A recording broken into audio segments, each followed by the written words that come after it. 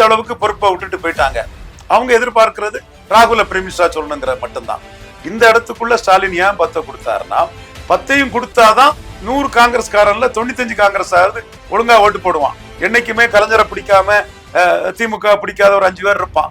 அந்த கோஷ்டிகள் வந்து என்னைக்கும் திமுக கூட்டினாலும் ஒழுங்கா ஓட்டு போட மாட்டான். அதுக்கு எதிராக ஏதாவது பேசிட்டு இருப்பான். அவனை திருப்திப்படுத்த முடியாது. எடப்பாடியோட போனா டெபாசிட்டே தேராது, எலி தவள நட்பாயிரும், பொருந்தா கூட்டணி ஆயிரும் அவர் சொல்லியிருக்கிறார். இப்படி ஒரு சூழ்நிலை இருந்தும் காங்கிரஸுக்கு தனிச்சு போட்டிட்டு தனியாமிரில மட்டும்தான் டெபாசிட் கிடைச்சும் ஸ்டாலின் வந்து என்ன நினைக்கிறாருன்னா, இந்த அணியை இன்டாக்டா கொண்டு போனோம், ஜோதிபாசு மாதிரி கொண்டு போனோம். பிரபாரன் இமேஜ்ல ஆதி தமிழர் வெல்லாது மீதி தமிழர் வெல்ல முடியாது, நான் பொது தொகுதியில பறையர்களை நிறுத்துவேன், நீ தமிழன்னா அவனுக்கு ஓட்டு போடு அல்லது உன் ஓட்டு தீட்டுன்னு சீமான் வந்து ஸ்ட்ராங்கா பேசுறாரு. உன்னைய பறையதானடா அடிக்க சொன்னேன், உன்னையே அடிக்க சொன்னேன்னெல்லாம் அந்த மக்களோட உணர்வோட நின்று பேசுறாரு. உணவு பழக்கத்துல அந்த மக்களோட உணர்வும் ஏன் உணர்வும் ஒண்ணுதான்னு பேசுறாரு. சோ ஸ்டாலின் வேணும், ஸ்டாலினுக்கு எங்க அண்ணன் திருமாவளவன் வேணும்னாரு. இந்த கட்டம் எந்த கட்டம்னா, துரைமுருகன் பேசிட்டாரு, பாமக உள்ள வராங்க, பாமகவுக்கு 4 சீட்டு கொடுக்குறாங்க, திருமாவளவனை கலத்தி விடுறாங்கன்னு எல்லாரும் பேசக்கூடிய கட்டத்துல ஸ்டாலின் என்ன செய்வாரோன்னு முடிவெடுக்க எல்லாரும் விரல் மேல் கை வைத்து பார்த்து கொண்ட நேரத்துல என்ன பொறுத்தளவுல நான் விஜயகாந்துக்கு ஆதரவா பெரிய அளவுல செயல்பட்டேன். அடினா அடிக்கிறதுக்கும் வெட்டுனா வெட்டுறதுக்கும், உனக்கு ஆள் இருக்கும்போது எனக்கு ஏண்டா ஆள் இருக்குன்னு ஆள் இருக்க கூடாதுன்னு விஜயகாந்த் கேட்டதெல்லாம் பெரிய அளவுக்குள்ள நான் பாராட்டினேன். குக்கு செய்தி நேயர்களுக்கு அன்பு வணக்கங்கள். நான் உங்கள் ராஜா, அரசியல் விமர்சகர், அரசியல் திறனாய்வாளர் திரு ரவீந்திரன் துரைசாமி நம்மோடு இருக்கிறார். வணக்கம் சார். வணக்கம் தம்பி ராஜா. சார், திமுக கூட்டணி நீங்க கருத்து கணிப்பு கரெக்டா அதுக்கு முன்னாடியே புள்ளி விவரமா நீங்க சொல்லியிருக்கீங்க. அதன் அடிப்படையிலே இப்போ வந்து திமுக கூட்டணி வந்து அமைந்திருக்கு. இதை நீங்க எப்படி சார் பாக்குறீங்க? ஸ்டேட்டஸ்கோ முக ஸ்டாலின் கண்டினியூ பண்ணுவார் நான் சொன்னேன். கலைஞரை விட ரொம்ப ஸ்ரூடான ஒரு பொலிட்டிஷியன் முக ஸ்டாலின் நான் சொன்னேன். ஏன்னா அவர்கிட்ட வந்து கேசி பழனிசாமி இல்ல திருமணத்தை முடிச்சுட்டு வரும்போது வந்து தினேஷ் வந்து நான் ஒரே பிளேட்ல வந்தோம், பார்த்து அண்ணனை பார்க்கணுன்னு. அப்போ அவர் எதிர்கட்சி தலைவராக இருந்தார். உடனே தினேஷ் வந்து ரவீந்திரன் துரைசாமி உடனே வர சொல்லுன்னு சொன்னாப்புல. நாங்கள் ஒரு 7 நிமிஷம் அவர்கிட்ட பேசிட்டு வந்தோம். மனம் விட்டு பல விஷயங்களை பேசினாரு. அப்பவே நான் கிராஸ் பண்ணிட்டேன், இவர் வந்து ஒரு எக்ஸ்ட்ராடினரி பிரில்லியன்ட் லீடருங்கிறத. குறைவா தான் பேசினாரு. பேசின விஷயங்கள் அவ்வளவு முத்தான விஷயங்கள், அவ்வளவு நுணுக்கமான விஷயங்கள். எல்லா விஷயத்தையும் நான் சொல்ல முடியாது. ஒரு சில விஷயங்களை நான் இன்னைக்கும் பதிவு பண்ணிட்டு தான் இருக்கிறேன். அதுக்கப்புறம் என்கிட்ட பேசினதை பல முன்னணி திமுக தலைவர்கிட்ட ரவீந்திரன் துரைசாமி பேசினேன். அவர் இப்படி ஃபீல் பண்றாரு, கரெக்டா ஃபீல் பண்ணக்கூடியவருங்கிறது அவரே அந்த முன்னணி தலைவர்கள்ட்ட சொன்னாங்க. பின்னாடி அவங்க அமைச்சர்களாட்டம் அவங்க வந்தாங்க. அப்பவே நான் அவரை அசஸ் பண்ணிட்டேன். அவர் ஒரு திறமையான ஒரு நுணுக்கமான அரசியலை தெரிஞ்சவர், தன் அனுபவத்தால அரசியலை தெளிவா படிச்சவருங்கிறத புரிஞ்சுக்கிட்டேன். அந்த அடிப்படையில தான் அவருக்கு தன்மைகளை பார்த்துதான் இவர் ஸ்டேட்டஸ்கோ போவாரு 2024 மக்களவை தேர்தல்ங்கிறத நான் தெளிவா சொன்னேன். அதை நான் சொல்லதுக்கு இன்னொரு காரணம் என்னன்னா, சோனியா காந்தி அம்மையார் வந்து ஸ்டேட்டஸ்கோவே கேட்கல, 40 சீட்டும் நீங்க எனக்கு ஜெயித்து தந்துருவீங்க, எவ்வளவு சீட்டுங்கிறத நீங்களே முடிவு பண்ணீங்கன்ட்டு போயிட்டாங்க. அதை வச்சுதான் அழகிரி மாநில தலைவர்கிட்ட அவங்க சொல்லிட்டு போகும்போது எவ்வளவு சீட்டுங்கிறத ஸ்டாலின் முடிவு பண்ணிடுவார், நம்ம அதுல பிரச்சனை எதுவும் பண்ணாண்டாம், அவரு கழிஞ்ச முறை வந்து ராகுல பிரதமர்னு சொன்னவர் தானே, இப்பவும் அதை சொல்லுவாரு. இந்த அவங்க எக்ஸ்பெக்டேஷன் அதுங்கிறத இண்டிகேட் பண்ணிட்டு அவங்க போயிட்டாங்க. அப்படி அவங்க போன பிறகு ஸ்டாலினுக்கு என்ன நிர்பந்தம்னா, சோனியா வந்து நீங்களா பார்த்து செய்திருங்க சொன்னா 10ஐயும் கொடுக்கலன்னா அந்த அம்மாவுக்கு ஒரு வருத்தம் வரும். இல்ல 2 எனக்கு கொடுக்க வேண்டியிருக்கு, கமலஹாசனுக்கு 2 கொடுப்பேன், அப்படி எல்லாம் பேச முடியும் ஸ்டாலினால. அவரு என்ன நினைச்சாரு, அவங்க வருத்தப்படக்கூடாது, நம்மள இந்த அளவுக்கு பொறுப்பை விட்டுட்டு போயிட்டாங்க, அவங்க எதிர்பார்க்கிறது ராகுல பிரைமினிஸ்டரா சொல்லணுங்கிற மட்டும்தான். இந்த இடத்துக்குள்ள ஸ்டாலின் ஏன் 10 கொடுத்தாருன்னா, 10ஐயும் கொடுத்தாதான் 100 காங்கிரஸ்காரன்ல 95 காங்கிரஸ் ஆகுது ஒழுங்கா ஓட்டு போடுவான். என்னைக்குமே கலைஞரை பிடிக்காம திமுக பிடிக்காத ஒரு 5 பேர் இருப்பான். அந்த கோஷ்டிகள் வந்து என்னைக்கும் திமுக கூட்டினாலும் ஒழுங்கா ஓட்டு போட மாட்டான். அதுக்கு எதிராக ஏதாவது பேசிட்டு இருப்பான். அவனை திருப்திப்படுத்த முடியாது. அவன் என்னைக்கும் அப்படிதான் பேசிட்டு இருப்பான்.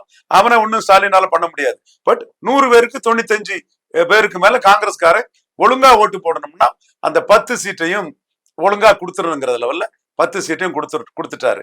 இதைத்தான் நான் சொன்னேன். சோனியா காந்தி அம்மையார் குறைச்சிக்க சொல்லிட்டாரு, ஸ்டாலின் வந்து ஸ்டேட்டஸ்கோ கண்டினியூ பண்ணுவாருன்னு சொன்னேன். ஸ்டேட்டஸ்கோ கண்டினியூ பண்ணது காரணம் 26லும் திமுக காங்கிரஸ் கூட்டணியை ஸ்டாலின் எதிர்பார்க்காரு. சோனியா காந்தி அம்மையாரும் எதிர்பார்க்கிறாங்க. அவங்களுக்கு திமுக கூட்டணி உருவான 2004 அவ்வளவு சீட்டையும் ஜெயித்து கொடுத்துட்டாங்க. 2009 காங்கிரஸ் தான் மைனஸ் ஆச்சு. நாம் தமிழர் சீமான் பிரச்சனையில அந்த இன அழிப்பு அதுல காங்கிரஸ் தான் பிரச்சனை ஆச்சு. திமுக ஜெயித்துட்டு பட் அவங்க ஒரு 27 சீட்டு கிட்ட ஜெயித்துட்டாங்க. அப்புறம் 2019 கம்ப்ளீட்டா 38 சீட்டை அடிச்சு தூக்கிட்டாங்க. இதற்கடையில 14 2 பேரும் பிரிஞ்சு போகும்போது காங்கிரஸுக்கு ஒரு தொகையில தான் டெபாசிட் தேறிச்சு.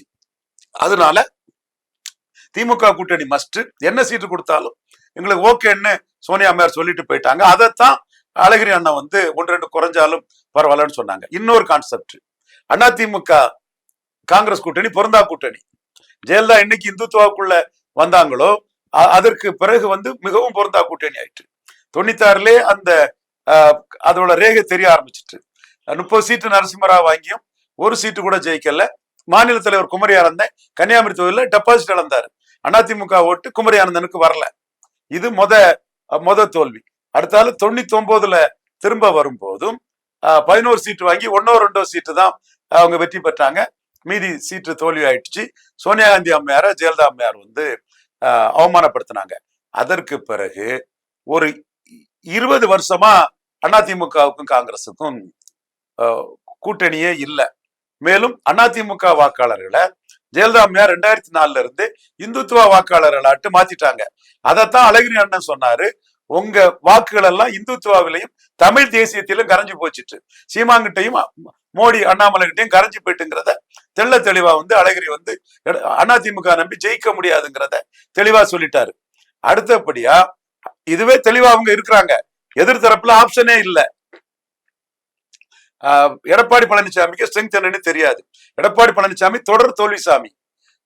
எடப்பாடி பழனிசாமி தொடர்ச்சியா குறிப்பிட்டுனே இருக்கீங்க. அதன் போல்தான் அந்த கருத்து கணிப்பு இப்ப நடக்குது. கண்டிப்பா அது மேல ஓபிஎஸ் நீக்கினதுனால முக்குலத்தோர்கள் எதிரா இருக்கிறாப்புல.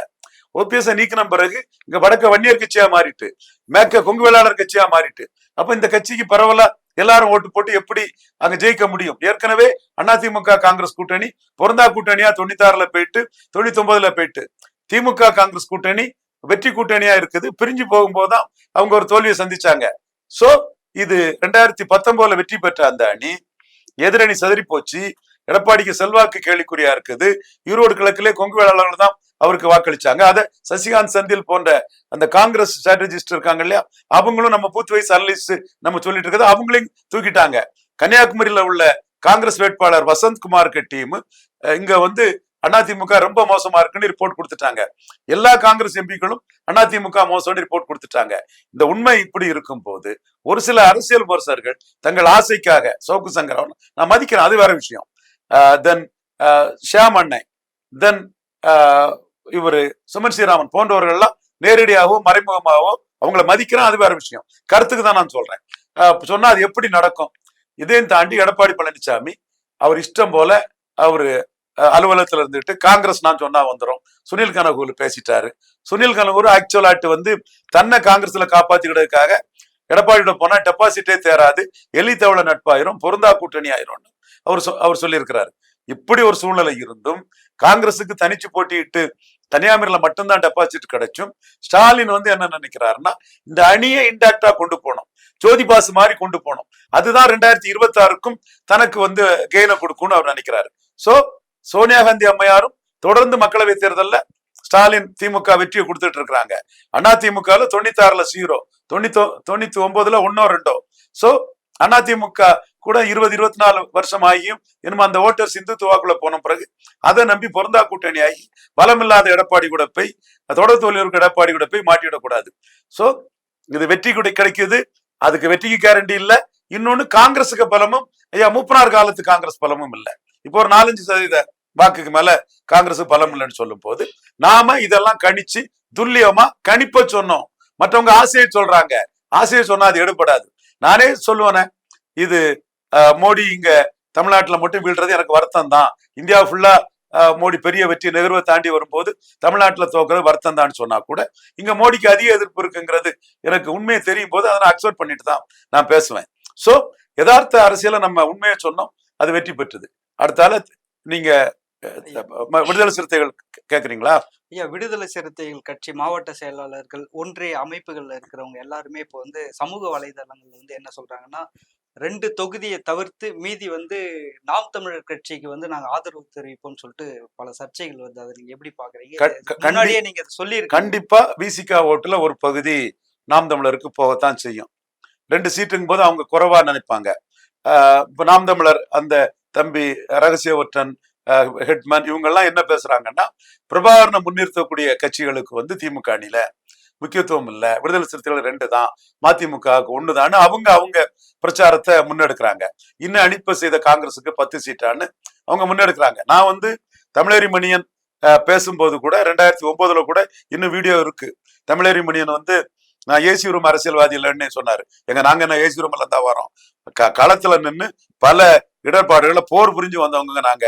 தெளிவா சொல்றோம், கலைஞர் வந்து 2009 வந்து 25 எம்பி சீட்டு ஜெயிப்பாருங்க திமுக கூட்டணி. அவர் வந்து சோனியா வச்சு பப்ளிக் மீட்டிங் நடத்துறாரு, மன்மோகன் சிங்கை வச்சு அவர் பிரஸ் மீட் நடத்துறாரு, கிறிஸ்டின் முஸ்லீம் கன்சால்டேட் ஆகக்கூடிய சீட்டெல்லாம் ஜெயிப்பாருங்கன்னு தமிழறி மணியன்ட்ட நான் சேலஞ்சா சொன்னேன். இன்னைக்கும் இருக்காது. ஏன்னா தமிழறி மணியம் போன்றவங்க எல்லாம் கலைஞர் மேல உள்ள காழ்ப்புணர்ச்சியில் வன்மத்திலையும் அதை வந்து பேசக்கூடியவங்க. அன்னைக்கு கலைஞர் உயிரோடு இருந்தாரு, அந்த காழ்ப்புணர்ச்சியில் வன்மத்திலும் பேசக்கூடியவங்க. நம்ம கிறிஸ்டின் முஸ்லீம் ஓட்டு எப்படி கன்சால்டேட் ஆகுங்கிற லெவல்ல நாம உண்மையை பேசக்கூடியவங்க. அந்த வாக்குதான் இன்னைக்கு வந்து திமுக பிளஸ் காங்கிரஸ் காம்பினேஷன்ல இருக்குது. அதே மாதிரி இன்னைக்குள்ள லெவல்ல ஸ்டாலின் பிளஸ் திருமாவளவன் காம்பினேஷன்ல தன்னை பெரியாராகவும் திருமாவளவனை அம்பேத்கராகவும் சொல்லக்கூடிய இதுல 15% பறையர் வாக்கு வந்து போலாகும். அந்த 15% பறையர் வாக்குல மிக பெரும் பகுதி திருமாவளவன் கேட்டலிஸ்ட் ஆகி அப்படியே வந்து திமுக விடுதலை சிறுத்தைகள் கூட்டணி கிடைக்குது. இப்போ 2 சீட்டுக்கு மேல அவங்க எதிர்பார்த்தாங்க, மிகப்பெரிய கூட்டத்தை காட்டினாங்க, பெரிய அளவுக்கு ஒரு எழுச்சியை காட்டினாங்க. ஆனா திமுக வந்து ஸ்டேட்டஸ் கோனி போகும்போது அவங்களுக்கு கன்வின்ஸ் பண்ணணும். திருமாவளவன் வளர்ந்துட்டாருன்னு சொன்னா அவருக்கு 3 கொடுத்தா காங்கிரஸ் 15 கேட்பாங்க, அவருக்கு 3 கொடுத்தா சிபிஎம் 3 கேட்பாங்க, சிபிஐ 3 கேட்பாங்க. அப்ப திமுக மட்டும் வளர இல்லையா? அப்ப எங்களுக்கும் 21 நின்னவங்க, நாங்களும் 31 நிக்கணும்னு சொன்னா அப்ப 60 சீட்டை தான் பிரிக்க முடியும். ஸோ ஒரு 30 சீட்டு 40 சீட்டை பிரிக்கும் போது ஸ்டேட்டஸ் கோவை தான் கொடுக்க முடியும். இதுதான் ஒரு யூனிட்டியா ஒரு அணி போகும்போது ஒரு ஒட்டுமொத்த ஒரு முடிவு எடுக்க முடியும். எந்த கட்சிங்கிறத விட்டுருங்க, ஒரு ஃபார்முலாவில் இப்படிதான் நம்ம எடுத்து கொண்டு போக முடியும். அந்த ஃபார்முலாவில் விடுதலை சிறுத்தைகளுக்கு 2 கிடைச்சது. ஆனா சிறுத்தைகள் ஹைட் பண்ணாங்க, நாங்க 4 கேட்போம், பொது தொகுதி கேட்போம். பொது தொகுதி இவரு ஆளூர் சானவாசும் பாலாஜி வன்னியரும் என் தம்பி முஸ்லீம் சகோதரன் அவனும் வெற்றி பெற்றிருக்காங்க. பொது தொகுதி இல்லாம இல்ல, 2014 பொது தொகுதி திமுகவே கொடுத்துருக்குங்க. சோ நாங்க பொது தொகுதி கேட்போம்னு அவங்க ஹைப் பண்ணாங்க. இப்ப 2 தான், அதே விழுப்புரமும் சிதம்பரம் தான் சொல்லும் போது அவங்களுக்கு ஏமாற்றமா இருக்குது. அவங்க பாமகவுக்கு இணையா தங்களை நினைக்கிறாங்க. அதுதான் அதுல உள்ள சூட்சுமம். அவங்க வெற்றி வீரர்களா இருக்கிறாங்க, உண்மையிலே கேட்லிஸ்டா ஓட்டு வருது. ஆனா ப்ரூவ்டு ஓட்டு விடுதலை சிறுத்தைகளுக்கு வந்து 0.7 தாங்கிறதும் மறுக்க முடியாத உண்மை. ஆனா வெற்றி வீரராட்டு ஓட்டுகளை குவிச்சு கொடுத்ததும் அவங்க தான். 2021 16 கலைஞருக்கு தனி மெஜாரிட்டி வராத போது ஸ்டாலின் தனி மெஜாரிட்டி வர்றதுக்கு 100க்கு 100 பறையர் சமூகமும் விடுதலை சிறுத்தைகள் தான் காரணம். அப்ப இந்த பறையர் சமூக வாக்குகள் திமுகவுக்கு குவியுது. ஆனா அதற்குரிய பவர் கிடைக்கலங்கிற ஒரு ஆதங்கம் பறையர் சமூக மத்தியில இருக்குது, அந்த ஆஸ்பிரேஷன்ஸ் இருக்குது. காமராஜுக்கு பேக்கிங் கம்யூனிட்டியா பறையர் கம்யூனிட்டி இருந்தாங்க, அவரு கக்கரை ஹோம் மினிஸ்டரா போட்டாரு. அவரு வந்து வெங்கடேஸ்வரன் பரமேஸ்வரனை Hindu religious and charity endowment மினிஸ்டரா போட்டாரு. முதல் மரியாதை கிடைக்கும், சீஃப் மினிஸ்டருக்கே அது கிடைக்கும் போது இவரு HRNC மினிஸ்டரையும் நம்ம ஸ்பெசிபிக் பண்ணாண்டா. என்றாலும் காமராஜர் சொல்லும் போது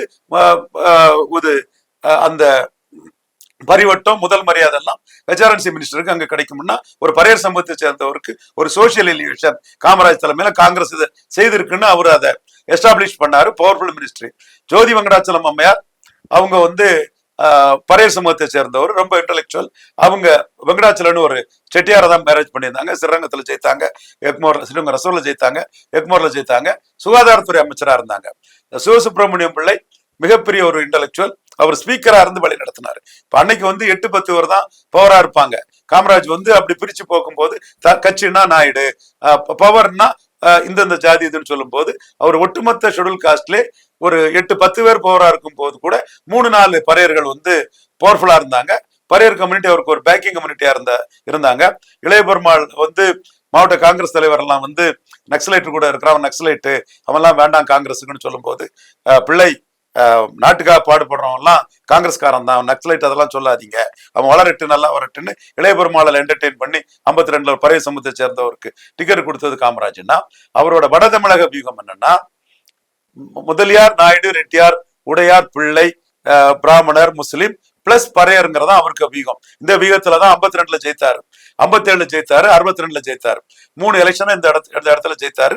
இந்த 3 இடத்துல வெற்றி பெற்றவரும் வெற்றி பெற்ற போது 3 இடத்திலும் அமைச்சரவை அமைக்கும் போது பறையர் சமூகத்தை மிகப்பெரிய ஒரு இடத்துக்குள்ள அவரு வச்சாரு.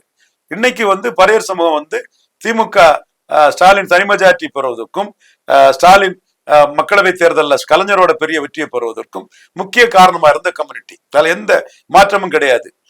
அந்த கம்யூனிட்டிக்கு உரிய அரசியல் அதிகாரம் இருக்குதாங்கிறத கேள்வி அந்த சமூகத்தை சேர்ந்த இளைஞர்கள் மத்தியில இப்போ அவருக்கு தானாகவே எழுது. அப்படி எழும்போது இந்த காலகட்டத்துல நாம் தமிழர், தமிழ் தேசியம், வேலுப்பிள்ளை பிரபாகரன் இமேஜ்ல ஆதி தமிழர் வெல்லாது மீதி தமிழர் வெல்ல முடியாது, நான் பொது தொகுதியில பறையர்களை நிறுத்துவேன், நீ தமிழன்னா அவனுக்கு ஓட்டு போடு அல்லது உன் ஓட்டு தீட்டுன்னு சீமான் வந்து ஸ்ட்ராங்கா பேசுறாரு. உன்னைய பறையதானடா அடிக்க சொன்னேன், உன்னையே அடிக்க சொன்னேன்னெல்லாம் அந்த மக்களோட உணர்வோட நின்று பேசுறாரு. உணவு பழக்கத்துல அந்த மக்களோட உணர்வும் என் உணர்வும் ஒண்ணுதான்னு பேசுறாரு. சோ அவர் அந்த இடத்துக்குள்ள ரெட்டைமலை சீனிவாசனை சொல்லி எந்த சொல் உன்னை இழி சொல்லாக்கியதோ அந்த சொல் உன்னை எழுச்சி சொல்லாக்குன்னு சொல்லி நான் பறையன்னு ரெட்டைமலை சீனிவாசன் சொன்னதும் ரெட்டைமலை பிறந்த நாள் கொண்டாடுறாரு. ஐத்திதாச பண்டிதார் நினைவு போட்டுறாரு. பாபா சாஹேப் பீம்ராவ் அம்பேத்கரை மிகப்பெரிய அளவுல புகழ்ந்து பேசுறாரு. அவரோட கோட்ஸ் எல்லாம் சொல்றாரு. அரசியல் விமர்சகர்கள்ல நான் மட்டும்தான் மிகப்பெரிய இன்டெலிஜென்ஸ் ஜெயண்ட் பாபா சாஹேப் அம்பேத்கர்ங்கிறத சொல்லுவேன். இன்னொருத்தர் மிகப்பெரிய இன்டெலிஜென்ஸ் ஜெயண்ட் அம்பேத்கர் சொல்றது தாமோர்தாஸ் நரேந்திர மோடிங்கிறது. நான் இந்த இடத்துக்குள்ள மோடி அம்பேத்கரை புகழ்றாருங்கிறத நான் பதிவு பண்ண கடமைப்பட்டிருக்கிறேன். சீமான் இந்த இடத்துக்குள்ள தெளிவா இந்த அரசியலை இயல்பாட்டே அவர் செய்யறாரு. அவர் சொன்னாரு, எங்க அண்ணன் திருமாவளவனுக்கு ஸ்டாலின் வேணும், ஸ்டாலினுக்கு எங்க அண்ணன் திருமாவளவன் வேணும்னாரு. இந்த கட்டம் எந்த கட்டம்னா, துரைமுருகன் பேசிட்டாரு, பாமக உள்ள வராங்க, பாமகவுக்கு 4 சீட்டு கொடுக்குறாங்க, திருமாவளவனை கலத்தி விடுறாங்கன்னு எல்லாரும் பேசக்கூடிய கட்டத்துல ஸ்டாலின் என்ன செய்வாரோன்னு முடிவெடுக்க எல்லாரும் விரல் மேல் கை வைத்து பார்த்து கொண்ட நேரத்துல நான் சொல்லிட்டேன், இந்த திருமாவளவனை தான் வைப்பாரு, திருமாவளவன் லாபம்ட்டாரு. அப்போ சீமானும் சொன்னாரு, எங்க அண்ணன்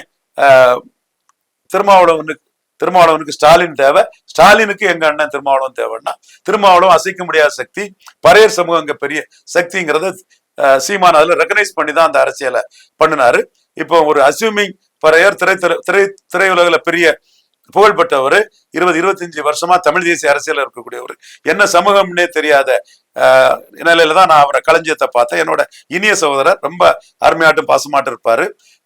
அவர் வந்து நான் முக்குலத்தோர் கள்ளர் அல்லது அகமுடையாரா இருப்பாரு, அங்க மறவர் கிடையாது தஞ்சாவூர்ல பெருசா நினைச்சிட்டு அவர் பறையர் சமூகத்தை சேர்ந்தவர். விழுப்புரத்தில் இருக்கிறாரு. ஒரு அசியூமிங் லீடர்ஷிப் ஓரியன்டட் பறையரையும் அவரு விழுப்புரத்துல கேண்டிடேட்டா போட்டிருக்கிறாரு. அதே போல விழுப்புரத்துல மும்முனை போட்டி உருவாயிருங்கிற ஒரு சூழல் இருக்குதுன்னு களத்துல உள்ளவங்க சொல்றாங்க. அதே மாதிரி திருவண்ணாமலை ஆரணியில வந்து பிரகலாதாணி ஒரு ஓப்பன்ல ஒரு பறையர் சமூக வேட்பாளரை போட்டிருக்காப்புல. ரிசர்வ் தொகுதியை தாண்டியும் பெரிய அளவுல அந்த பொலிட்டிக்கல் ரெப்ரசன்டேஷன்ங்கிற கணக்குக்குள்ளேயும் சீமான் நகர்றாரு. அவர் தேர்தல் களம் வரும்போது 33 பொது தொகுதிகள்ல பறையர் தேவேந்திர குல வேளாளர்களை நிறுத்தினாரு. சோ சீமானோட அரசியல்ங்கிறது அடுத்த கட்ட அரசியல் அதிகாரம்ங்கிறது வந்து முதற்கட்டம் பிராமணர்கள்ட்ட இருந்தது, அப்புறம் முதலியார், ரெட்டியார், நாயுடு, வெள்ளாளர் இவங்கள்ட்ட இருந்தது. அதுக்கு அடுத்த கட்ட அரசியல் அதிகாரங்கிறது வந்து முக்குலத்தோர், வன்னியர், கொங்கு வேளாளர், நாடார் இந்த மாதிரி இடைநிலை ஜாதிகள்ட்ட இருந்தது. அதுக்கு அடுத்த கட்ட அரசியல் அதிகாரம் வந்து முத்தரையர், யாதவர், செங்குந்தர், விஸ்வகர்மா, உடையார் இந்த மாதிரிப்பட்ட சமங்கள்ட்டையும், வண்ணார், நாவிதர், குயவர் போன்றவங்கள்ட்டையும், பரவல அடர்த்தியா இருக்கக்கூடிய பறையர், தேவேந்திரர், அருந்ததியர் போன்றவங்கள்ட்டையும் வரணும். இதுதான் சமூக நீதியோட, உண்மையான சமூக நீதியோட ஒரு பாய்ச்சல். இப்படிதான் இருக்க முடியும். மேல இருந்து கீழ் நோக்கி எல்லாத்துக்கிட்டே அந்த அதிகார பாய்ச்சல் வரணும். அப்படிப்பட்ட ஒரு அதிகார பாய்ச்சலுக்கு பறையர், தேவேந்திர குல வேளாளர் போன்ற சமூகங்கள், மற்றபடி லெஸ் பவர்ஃபுல் ஓபிசிக்கான அரசியல் அதிகாரம் சீமானுக்கு எழுச்சியில தான் வர முடியுங்கிறத சீமான் தன்னோட நடவடிக்கைகள் மூலமா தெளிவா இண்டிகேட் பண்ணிட்டு இருக்கிறாரு. பிரபாகரன் புள்ளியில நின்று ஒட்டுமொத்த தமிழர் அரசியலை பண்ணினாலும் அவர் கட்சியை நடத்துறது முக்குலத்தோர் கொங்கு வேளாளர் போன்ற சமூகத்துக்கு சார்ந்தவங்க தான் கட்சியை நடத்திக்கிட்டு இருந்தாலும் அவர் வந்து தெளிவா அதுக்குள்ளே தன்னை ஒரு இண்டிவிஜுவல் லீடராட்டு கன்ஷிராம் நிதிஷ்குமார் மாதிரி நான் இந்த பிரிவு மக்களின் அதிகாரத்துக்கானவன் காட்டுறாரு. சோ இந்த சூழ்நிலையில பரேர் சமூகத்தோட ஆஸ்பிரேஷன் வந்து 2 சீட்டோட நின்று போனதுல அவங்களுக்குள்ள டிசப்பாயின்மெண்ட் இருக்குது. அதுக்கு வந்து நாங்க சீமானுக்கு மற்ற தொகுதிகளில் போடுவோங்கிற கருத்தை அவங்க முன்னெடுக்கிறாங்க. எப்படி களத்துல இது எதிரொலிக்குங்கிறத நம்ம பொறுத்திருந்து பார்க்கலாம். இது போன பேட்டியிலேயே வந்து தொடர்ச்சியா சொல்லி இருந்தீங்க, செந்தமிழ் சீமான் வந்து வளர்ச்சி வந்து மிகப்பெரிய ஒரு அசுர பலமா தான் அமைன்னு சொல்லிட்டு சொல்லியிருந்தீங்க போன பதிவுகள்ல கூட. சமீபத்துல வந்து தேமுதிக தலைவர் பொதுச் செயலாளர் அம்மையார் பிரேமலதாவை வந்து சந்திச்சிருக்கிறீங்க. அந்த ஒரு சுவாரஸ்யமான விஷயங்கள் என்னங்க ஐயா? சகோதரி பிரேமலதா அவங்களை சந்திச்சேன். ஒரு மூத்த சகோதரனுக்கு என்ன பாசத்தையும் மரியாதையும் கொடுப்பாங்களோ அந்த அளவுக்கு ஒரு சகோதரனா இது பண்ணி ஒரு அரை மணி நேரம் பல விஷயங்களை பேசணும். இன்னும் நிறைய பேசணும்னாங்க. நிச்சயமா சகோதரி, இந்த இடத்துல நீங்க சாதிக்கணுங்கிறத சொல்லிட்டு வந்தேன். என்னை பொறுத்தளவுல நான் விஜயகாந்துக்கு ஆதரவா பெரிய அளவுல செயல்பட்டேன். அடினா அடிக்கிறதுக்கும் வெட்டுனா வெட்டுறதுக்கும், உனக்கு ஆள் இருக்கும்போது எனக்கு ஏண்டா ஆள் இருக்குன்னு ஆள் இருக்க கூடாதுன்னு விஜயகாந்த் கேட்டதெல்லாம் பெரிய அளவுக்குள்ள நான் பாராட்டினேன். மதுரை வீடண்டா மங்கம்மா பேரண்டான்னு நின்னார் களத்துக்குள்ள. அந்த இடத்துக்குள்ள விஜயகாந்த் விஷயத்துல அவங்க இதே உணர்ந்தாங்க. 2016ஆம் ஆண்டு கலைஞர் 60 சீட்டு ஆஃபர் பண்ணும்போது அங்க நிக்கணும் விஜயகாந்த்ங்கிறத நான் தெளிவா சொல்லிட்டு இருந்தேன். அது இப்போ எப்பவும் சொல்லுவேன், ஐயா அழகுசாமி நாயுடு மகன் மக்கள் தொண்டர் நல்லா இருக்கும்னு நான் நினைச்சேன்.